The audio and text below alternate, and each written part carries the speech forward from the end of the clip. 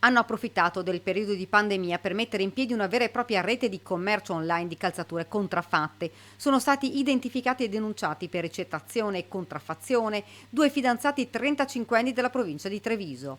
L'operazione della Guardia di Finanza è scattata dopo la denuncia da parte dell'azienda marchigiana proprietaria del marchio.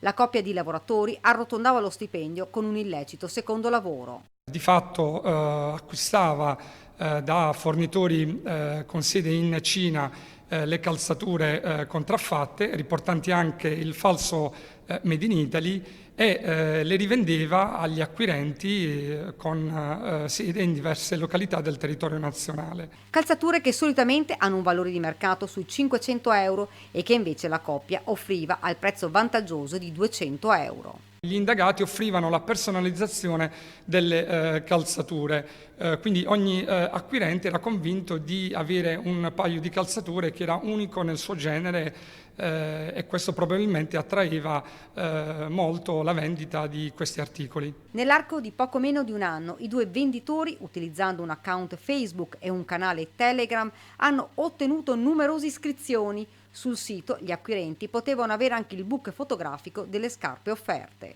Il giro d'affari che ha messo in piedi la coppia è di circa 7.000 euro nell'arco di poco meno di 10 mesi, giro d'affari che è stato bloccato grazie al nostro intervento a seguito delle perquisizioni disposte dalla Procura della Repubblica del Tribunale di Treviso. Nell'abitazione dei fidanzati è stata sequestrata merce già pronta per la spedizione e soprattutto i telefoni utilizzati per la gestione online della rete di commercio illegale. Rintracciati e multati una ventina di acquirenti domiciliati tra le province di Bari, Padova, Pesaro, Urbino, Pordenone, Treviso, Venezia, Udine e Vicenza, che hanno dovuto pagare 200 euro di sanzione. 11 di loro hanno anche restituito in sequestro amministrativo le scarpe contraffatte. L'appello della Guardia di Finanza. Gli acquisti devono essere effettuati rivolgendosi a rivenditori ufficiali, utilizzando canali ufficiali, altrimenti si cade nella sanzione amministrativa dell'incauto acquisto. È importante altresì richiedere sempre il documento commerciale a seguito di un'operazione di acquisto, anche se avviene attraverso internet.